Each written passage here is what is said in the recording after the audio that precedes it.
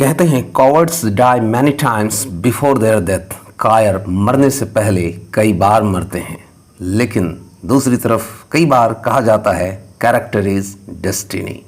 Means चरित्र ही भाग्य है, या यूँ कहें चरित्र से ही अपने भाग्य का निर्माण किया जाता है। आज हम ऐसे ही नायक की बात करने जा रहे हैं जो कायरों के लिए सबक है और जो अपने कैरेक्टर और देशभक्ति की मिसाल आने वाली पीढ़ी के लिए छोड़ गए हैं।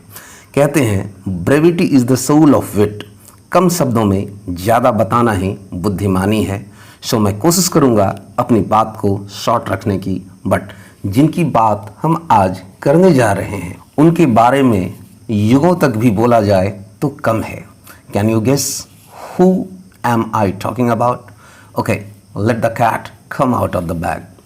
चलिए बिना देर किए बताता हूँ आज मैं किन के बारे में बात करने जा रहा हूँ। सो फ्रेंड्स, आज हम बात करेंगे शहीद आजम भगत सिंह की।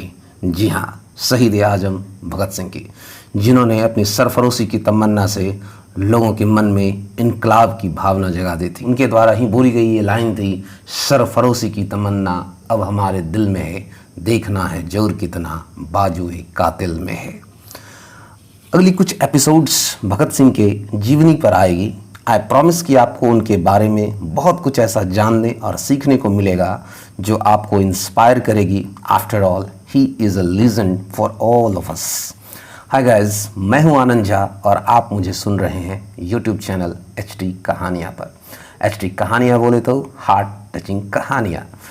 आज हम जानेंगे भगत सिंह के परिवार के बारे में, जैसे उनके जन्म के बारे में, और द मोस्ट इम्पॉर्टेंट कि उनका नाम किसने और क्यों भगत सिंह रखा। तो आइए शुरू करते हैं।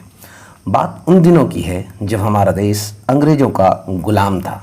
1857 के विद्रोह के बाद शासन की बागडोर ब्रिटिश सांसद के हाथों में चली गई थी। सन 1885 में ही भारतीय राष्ट्रीय कांग्रेस की स्थापना हो चुकी थी।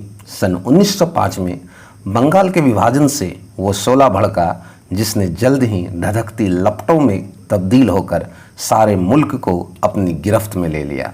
भगत सिंह के घरवाले भी किसी न किसी तरह से आज़ादी आंदोलन से जुड़े हुए थे। उनके परिवार वालों की बात करें तो सबसे पहले उनके दादाजी की बात करते हैं, जिनका नाम अर्जुन सिंह था, जो विद्रोही स्वभाव के थे और अपने विचारों पर दृढ़ता से चलना चाहते थे। वे परंपरा को ज़बरदस्त चोट पहुंचाने और उसकी धज्जियां उड़ाना अपना फर्ज समझते थे। भगत सिंह के पिता सरदार किशन सिंह भी देशभक्त थे। वे बराबर ऐसे कामों में लगे रहते थे जो सीधे तौर पर राजनीतिक न होने पर भी भारतीयता और भाईचारे पर बल देते थे। अगर उनकी माँ की बात करें तो उनकी माँ का नाम विद्यावती था, जो एक अद्भुत साहसी एवं निडर महिला थी। देश सेवा की भावना उनमें कूट कूट कर भरी थी। भगत सिंह के चाचा अजीत सिंह भी बड़े क्रांतिकारी नेता थे। उन्होंने भारत माता सोसाइटी की स्थापना की। इस तरह से हम कह सकते हैं कि भगत सिंह को देशभक्ति विरासत में मिली थी। ऐसे ही वातावरण में 28 सितंबर 1907 शनिवार के दिन सुबह 9 बजे बंगा गांव में भगत सिंह का जन्म हुआ। बंगा गांव लायलपुर में है, जो अब पाकिस्तान में पड़ता है। तो आइए अब जानते हैं भगत सिंह का नामांकन किसने किया। जिस दिन उनका जन्म हुआ उसी दिन उनके चाचा स्वर्ण सिंह जेल से रिहा हुए थे।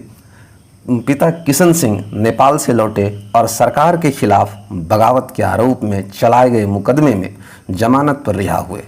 चाचा अजीत सिंह भी जेल से छूटे थे, इसलिए नवजात बालक की दादी ने उसे भागो वाला कहा और उसका नाम भगत सिंह रख दिया। तो ये थी भगत सिंह के जन्म की कहानी।